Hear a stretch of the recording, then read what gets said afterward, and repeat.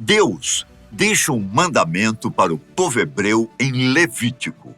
Está escrito assim nos versículos 7 e 8 do capítulo 11. Também o porco, porque tem unhas fendidas e o casco dividido, mas não rumina.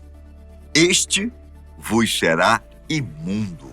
Da sua carne não comereis, nem tocareis no seu cadáver. Estes vos serão imundo. Levítico 11, 7 e 8. Não comer animais imundos fazia parte de um conjunto de regras dadas ao povo depois de sair do Egito, para que Israel se mostrasse diferente dos demais povos. Aqueles que comessem ou tocassem no cadáver desses animais estariam impuros, portanto, afastados de Deus e incapazes de prestar sacrifícios e se apresentarem no tabernáculo. Essa impureza demonstrava o pecado. As impurezas e ações proibidas mostravam o quanto o ser humano precisava se reconciliar com o Senhor através de algum sacrifício. Era algo definitivamente simbólico e espiritual. Até os tempos de Jesus, os porcos eram tratados como impuros e inapropriados para o consumo. Será que há alguma motivação científica para isso? Bom, com certeza, para os hebreus, a principal motivação era a questão espiritual. Porém, se pesquisarmos, existem sim alguns motivos plausíveis para deixarmos de comer carne de porco. Durante muitos anos, os suínos foram criados em situações precárias de higiene. E, além disso, eram alimentados com os restos dos mais diversos tipos de alimentos. Consequentemente, a carne que chegava para o consumidor tinha uma procedência extremamente duvidosa, por conta das condições vividas pelos animais. As carnes possuíam grandes chances de carregar bactérias, vermes e doenças. Caso a carne não seja devidamente cozida, pode transmitir a cisticercose, a doença provocada pela larva da tênia. Pode atingir o sistema nervoso e provocar convulsões e problemas mentais.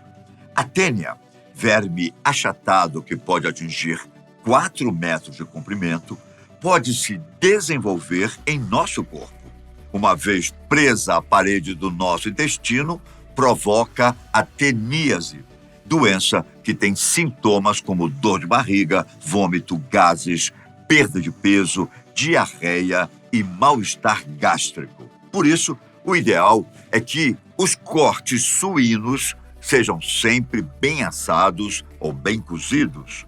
O cozimento precisa ser feito entre 70 graus Celsius e 90 graus Celsius. Não são só as doenças relacionadas à tênia que a carne mal passada do porco transmite. Esse método de transmissão também pode distribuir a triquinose, infecção causada pelo verme nematódeo, do gênero Trichinella.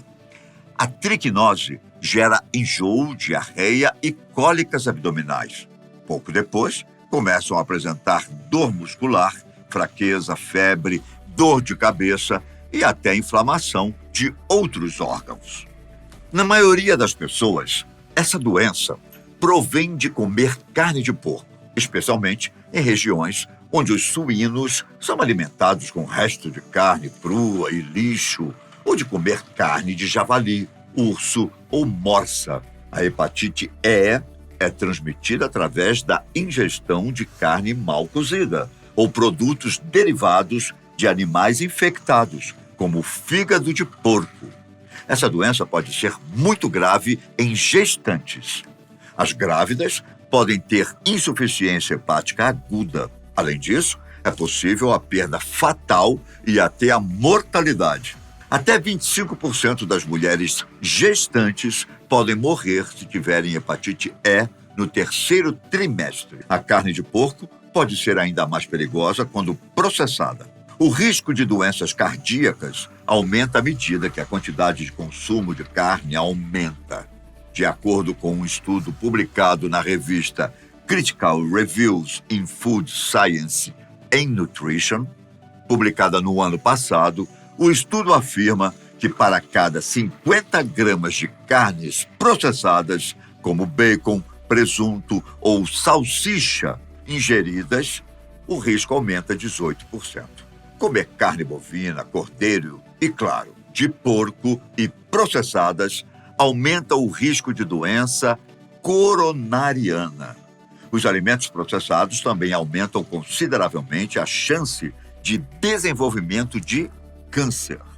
O mais comum é o coloretal, que, segundo dados da OMS de 2012, mata quase 700 mil pessoas por ano. Claro que todas essas questões não impedem completamente o consumo das carnes suínas. No entanto, é necessário que esse tipo de carne seja sempre bem cozido e que a procedência seja confiável. Caso a criação dos animais e o manejo da carne não obedeçam às recomendações sanitárias, é muito possível que a carne venha com doenças. Agora, voltando para a questão espiritual, você acha que a proibição da carne suína ainda vale para hoje? Será que era algo apenas para o contexto da época?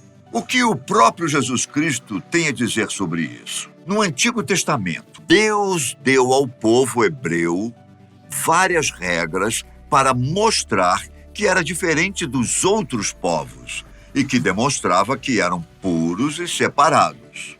Algumas das regras eram morais e tratavam da conduta e do coração das pessoas. Essas são úteis para nós até hoje. Outras eram regras jurídicas e civis para a organização da nação no contexto cultural da época, não tendo muita aplicação direta hoje. Há também as regras cerimoniais, que marcaram uma diferença exterior entre o povo judeu e o resto do mundo.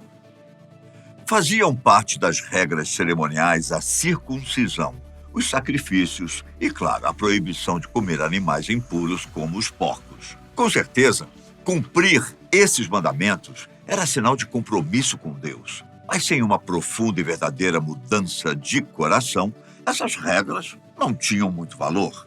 O próprio Jesus criticou os fariseus por darem mais importância para as regras cerimoniais do que as regras morais, que dão sentido a tudo. Segundo o cristianismo, quando Jesus morreu e ressuscitou, ele purificou o seu povo de uma forma que nenhuma regra cerimonial conseguiria. A salvação baseia-se na fé nele, não nos cumprimentos dessa antiga regra de pureza. Em Marcos 7, Jesus declarou puros todos os alimentos. Então lhes disse: assim vós também não entendeis?